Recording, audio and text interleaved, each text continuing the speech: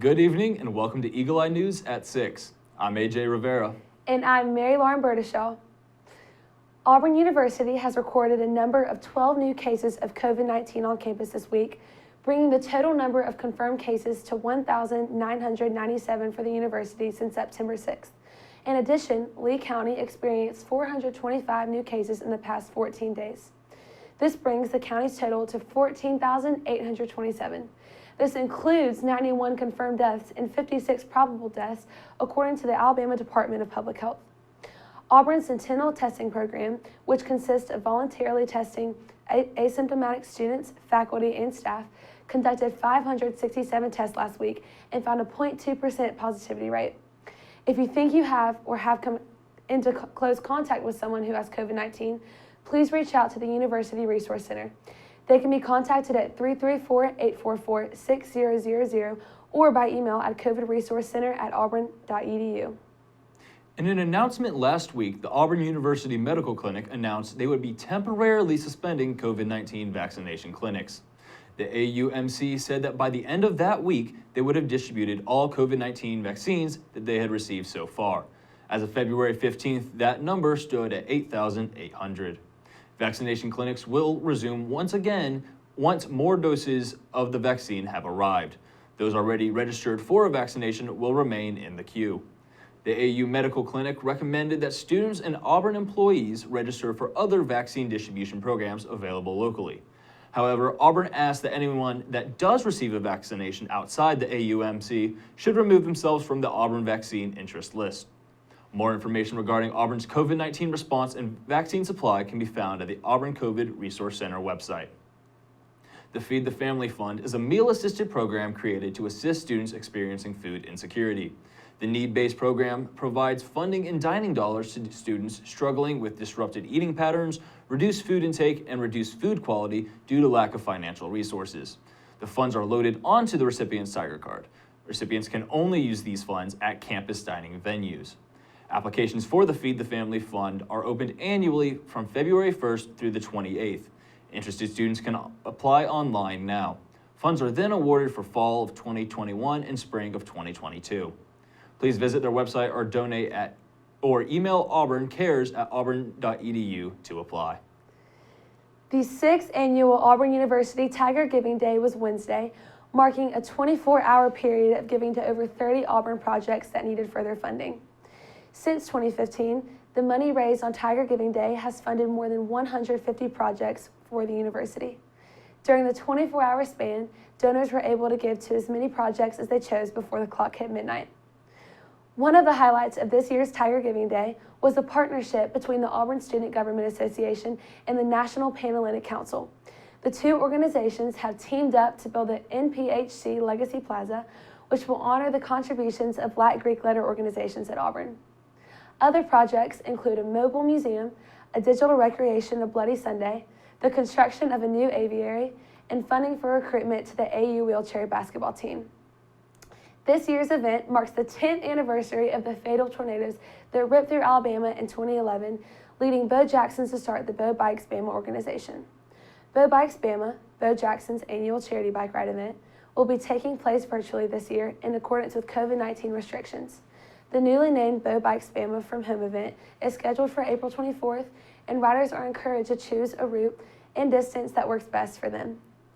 All registered participants will receive a 2021 Bo Bikes Bama t-shirt, a commemorative bib number and bike plate to be used during the ride, a wristband, and a sticker. Riders are encouraged to register and pay the $50 fee by April 1st to receive their package in time for the April 24 ride.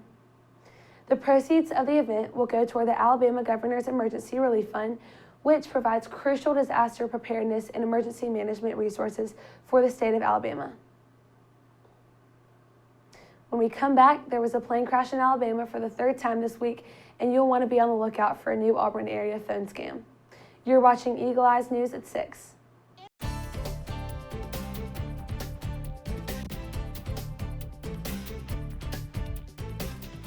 Welcome back to Eagle Eye News at 6.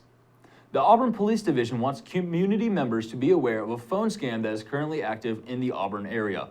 Officers have received reports from community members stating that callers have contacted them claiming to be members of the Auburn Police Division. Be on the lookout for calls claiming to be from the police division, alleging that you are being recorded, you've missed a court appearance or jury duty, that you need to send money, or that a warrant will be issued for your arrest. Remember that the Auburn Police Division does not call individuals and demand or request money from community members under any circumstances. Here are a few tips to help avoid becoming a victim to this scam. Never provide personal or financial information to an unsolicited caller or email. Be suspicious of callers who demand immediate payment for any reason. Never wire money or provide debit or credit card numbers to a stranger. If you are a resident of Auburn and fall victim to these scammers with financial loss, you are encouraged to file a report by calling the Auburn Police Division's non-emergency line at 334-501-3100. The grand opening and ribbon cutting ceremony were held at the Opelika Covington Recreation Center Wednesday morning.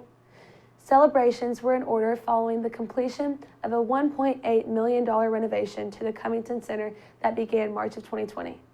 The Recreation Center originally opened in 1962, and after 58 years of operation, it was time for an update. Much of the rec center was gutted, leaving a blank canvas for renovation. There were many changes and updates to the center, including upgrades to the locker rooms, concession stand, office spaces, game room, northern lobby, and even the building's exterior. Now that the building has reopened, the Covington Rec Center is slowly adding programming back.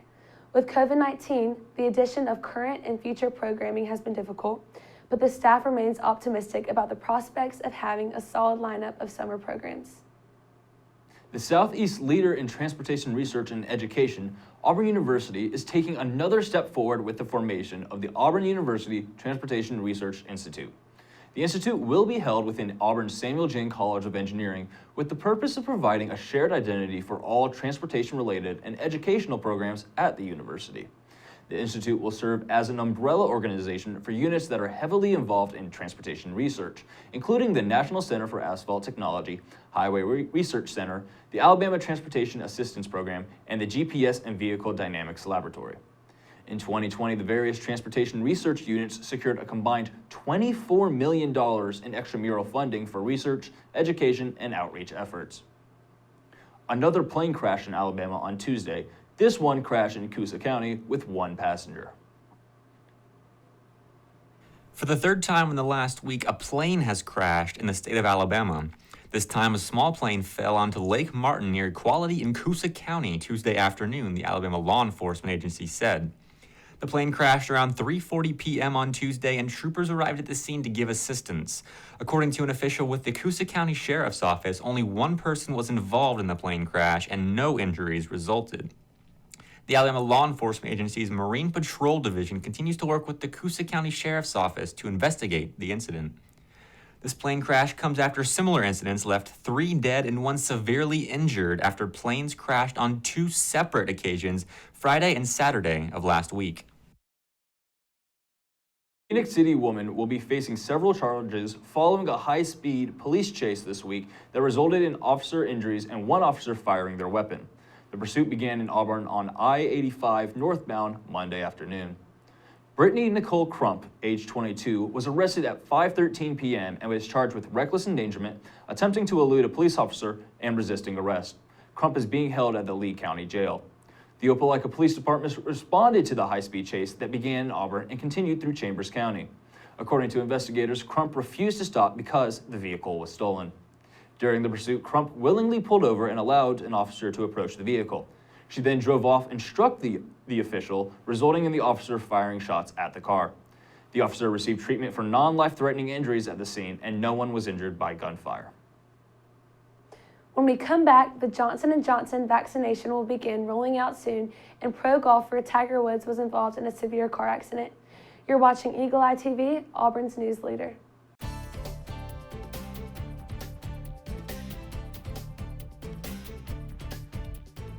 Welcome back to Eagle Eye News at 6.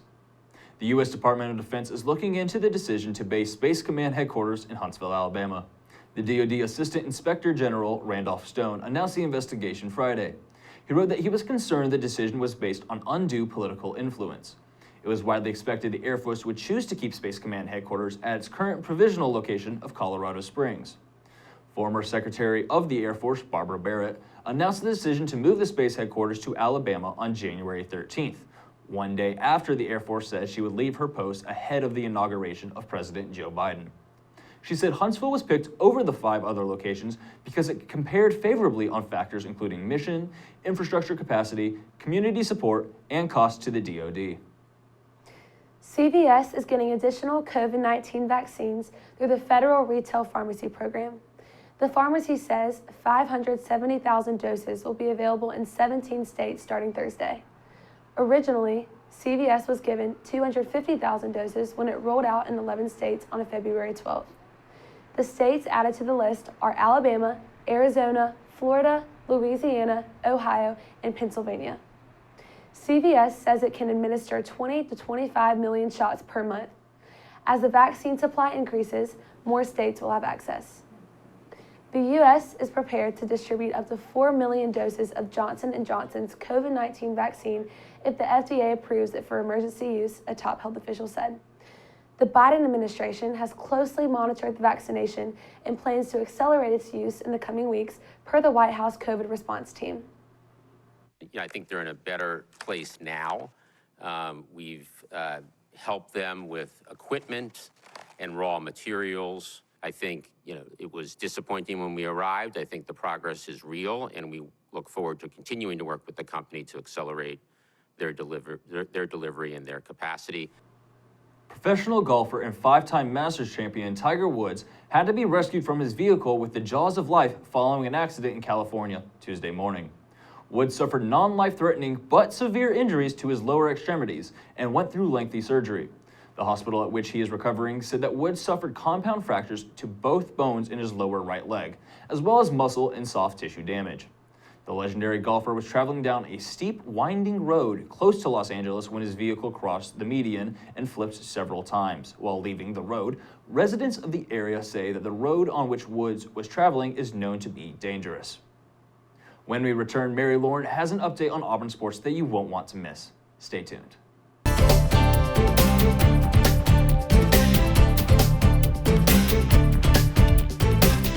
Auburn athletics has been busy this week, especially baseball.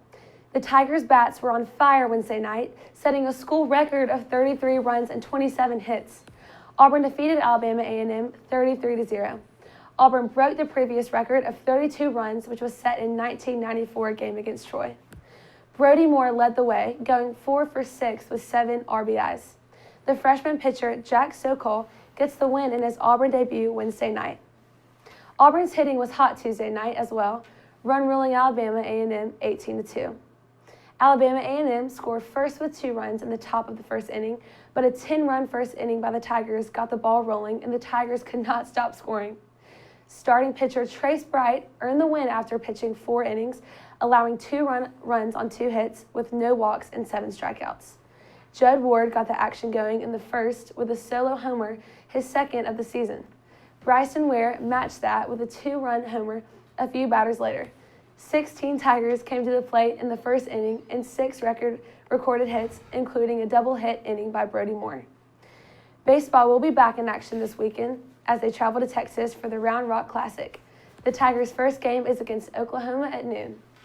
Auburn basketball returned home to Auburn Arena last night after 3 straight away games and a rough outing at LSU, and were hoping to bounce back. But without star Sharif Cooper, who is out with an ankle injury, the Tigers could not keep up with the Gators, and they fell 74-57. The Tigers struggled offensively, making just 7 of 31 three-point attempts and shooting 35%. Without Cooper, the Tigers lacked offensive drive and scoring. Devin Cambridge was the Tigers' leading scorer with 14. J.T. Thor and Jamal Johnson were close behind with 10 each. The loss of Sharif Cooper affected the team in more than scoring. With no true point guard on the roster besides Cooper, small forward Allen Flanagan had to play out of position and take on the role of point guard. Moving Flanagan to point guard hurt Auburn, as he had just 6 points compared to his game average of 13.9 per game. Auburn looks to break their losing streak this Saturday as they welcome Tennessee to Auburn Arena at 11 a.m. Tuesday will forever be a memorable night for Auburn women's basketball. Senior Unique Thompson set the all-time career rebounding record for the Tigers which was previously held by Becky Johnson. Thompson broke the record with 1,119 career rebounds with 5 minutes and 38 seconds left in the third quarter, but she did not stop there. Thompson finished the game with 1,123 career rebounds, and she still has 2 games left. Thompson said, "It means everything to me. It's hard to not get choked up and teary-eyed. I had goosebumps the whole game." That's all we have tonight for sports, but for more Auburn sports, follow our Twitter at EETV_sports. When we come back, we will take a look at our pet of the week. Stay tuned.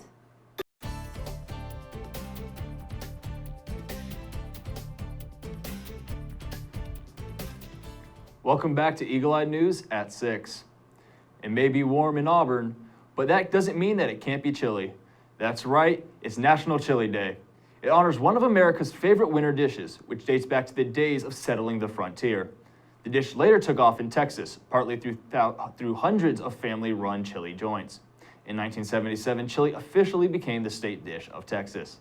These days, people often enjoy the dish alone, or with hot dogs, burgers, fries, noodles, or rice. To mark the holiday, munch on some chili any way it teases your taste buds.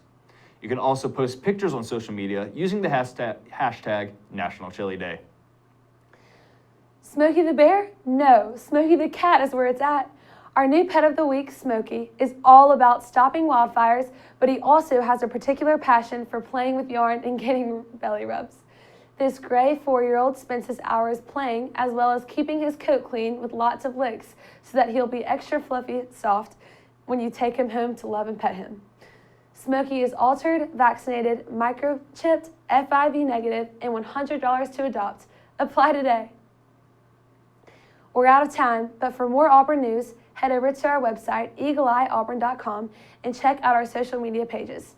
I'm Mary Lauren Burdeshaw. And I'm AJ Revera. Thank you for watching, and War Eagle.